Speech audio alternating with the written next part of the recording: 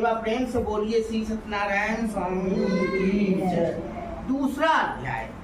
श्री सूत जी बोले, हे ऋषियों, जिसने पहले समय में इस व्रत को किया है उसका इतिहास कहता हूँ, ध्यान से सुनो। सुंदर काशीपुरी नगरी में एक अत्यंत निर्धन ब्राह्मण रहता था।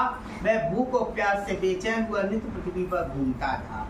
ब्राह्मणों ने प्रेम करने वाले भगवान ने ब्राह्मण को दुखी देखकर बूढ़े ब्राह्मण का रूप धर उसके पास जा आदर के साथ पूछा, हे विप्र, नित्य दुखी हुआ पृथ्वी पर क्यों घूमता है?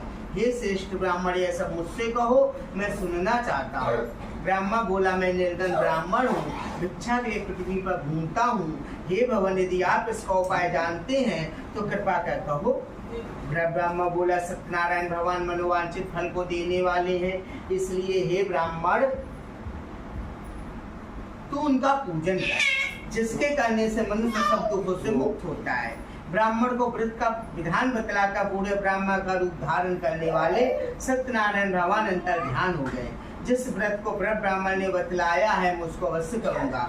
यह निश्चय करने को उसे रात में नींद नहीं आई। सवेरे उठ सत्यनारायण के व्रत का निश्चय का भिक्षा के लिए चल पड़ा। उस दिन उसको भिक्षा में बहुत सा धन मिला, जिससे बंधु बांधवों के साथ उसने सत्यनारायण भगवान का व्रत किया।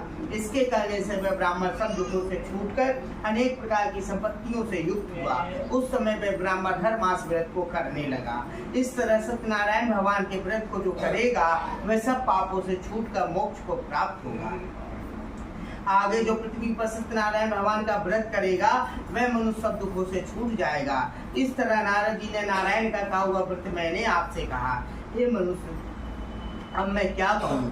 हे विप्रो, ऋषि बोले, हे मुनीश्वर, संसार में इस ब्राह्मण से सुनकर किस किस ने इस व्रत को किया वह सब हम सुनना चाहते हैं। इसके लिए हमारे मन में श्रद्धा है। श्री सूत जी बोले, हे मुनियों, जिसने इस व्रत को किया है वह सब सुनो।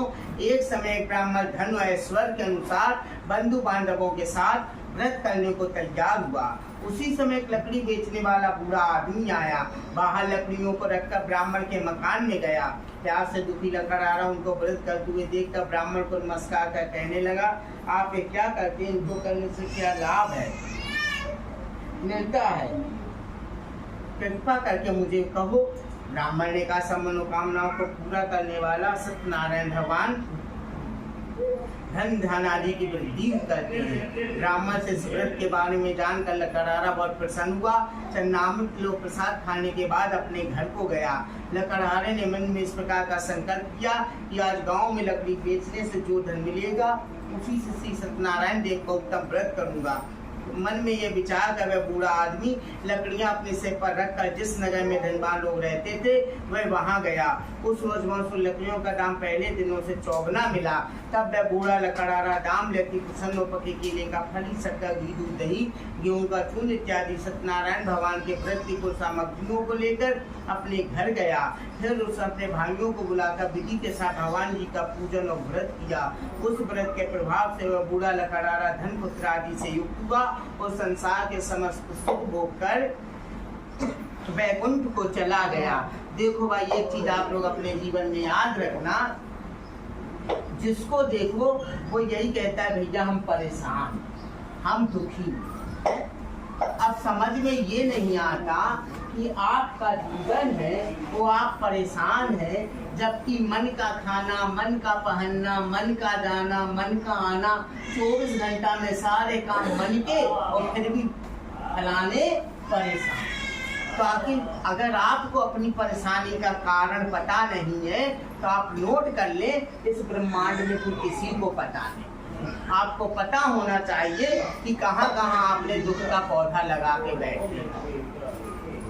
कहने का मूल विषय ये है, इस संसार में दुख का जो कारण है, परेशानी का कारण है, उसे आप अगर थोड़ा समझ लो तो आपके जीवन से अभी के अभी दुख गायब होगा। आपके दुख का कारण जानते क्या है?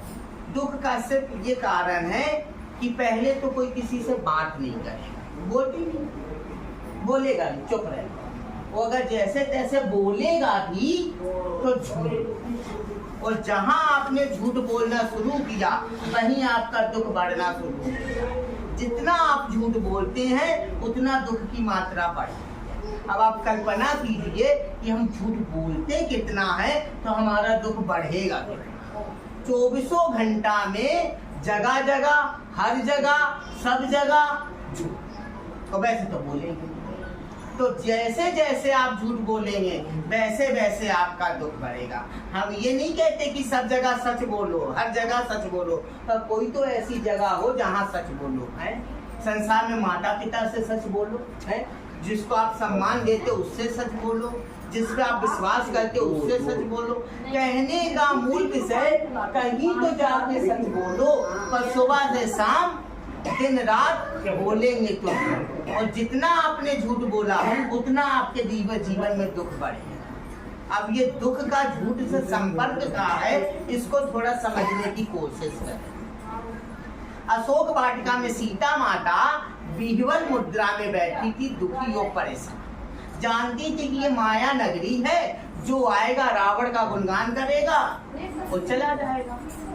इसी समय हनुमान जी भी आके बैठ गए और हनुमान जी सीता माता से बोले कि मैया आप चिंता मत करना, 75% रावण को तन मन धन से समाप्त कर चुके हैं और सेना लेके आएंगे मालिक के साथ, तो पूरी कहानी बदल गई।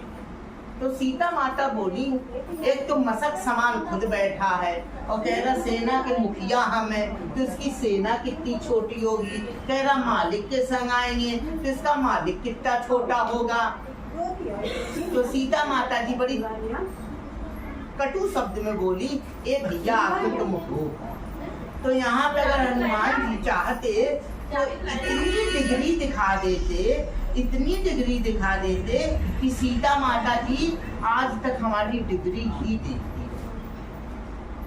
बोल सकते थे हनुमान जी, विद्यावान गुणी अति चालाक। जबकि संसार में अति पे रोक लगा है।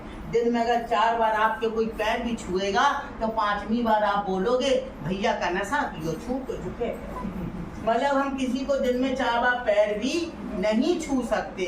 अच्छे कामों में भी अति नहीं होनी चाहिए, अति पे रोक है। पर हनुमान जी के ज्ञान में विद्यावान गुणी अति बोल सकते थे, मनोज मारुत वेगम जितेंद्र बुद्धिमताम वरिष्ठ। मन की गति से तेज चलते, आग हमें जला नहीं सकती, पानी हमें डुबा नहीं सकती, हवा हमें उड़ा नहीं सकती है। बोल सकते थे बुद्धिमताम वरिष्ठ। दुनिया में चाहे कितनी भी ज्ञान बढ़ जाए, कितना भी अलौकिक ज्ञान आ जाए, पर बुद्धि के वरिष्ठ हमेशा हनुमान जी रहेंगे। वानरा नाम मुख्यम, बंदरों की उपमा दी गई है लड़कों से। लड़का चाहे कितना भी युवा पीढ़ी तेज हो जाए, पर वानरा नाम मुख्यम, युद्ध यानी युवाओं के मुखिया हम ही रहेंगे। हनुमान जी बोलते रहते, सीता माता सुनती रहती, पर सीता माता जी के सामने हनुमान जी ने ऐसा कुछ भी ज्ञान नहीं बोला। हनुमान जी ने सीधी और साफ बात बोली। जहाँ पूछा कि भैया आखिर तुम हो कौन, तो सीता माता जी से बोले, हनुमान जी राम दूत मैं मातु जानकी, सत्य शपथ करुणा निधान की। भैया राम के दूत हैं, राम के दास हैं, राम के सेवक हैं और राम के काम के लिए आए।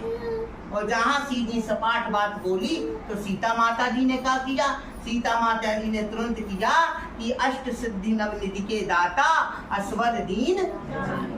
जहाँ हनुमान जी ने सच बोला तो जो 9 देवियों की पूजा आपने महीना भर पहले की है, सभी देवियों की शक्ति एकत्रित करके वो हनुमान जी को दे दी। क्यों दे दी? क्योंकि हनुमान जी ने सच बोला। जो 9 ग्रह की शक्ति है, बुध गुरु शुक्र शनि राहु केतु, सारे ग्रहों को एकत्रित करके हनुमान जी को दे दिया। क्यों दे दिया? क्योंकि सच बोला। कहने का मूल विषय ये है, जीवन में कहीं तो सच बोलो। और आप यकीन मानिए, आप जैसे जैसे 150 सच बोलेंगे, आपके जीवन में अपने आप दुख आता है। दुख का मूल कारण हमौलला बड़ो नीको, हमौलला बड़ो अच्छो, हमौलला फलाने हमारे। फिर तो अमर उजाला और न्यूज बताता है कि लला पकड़े गए।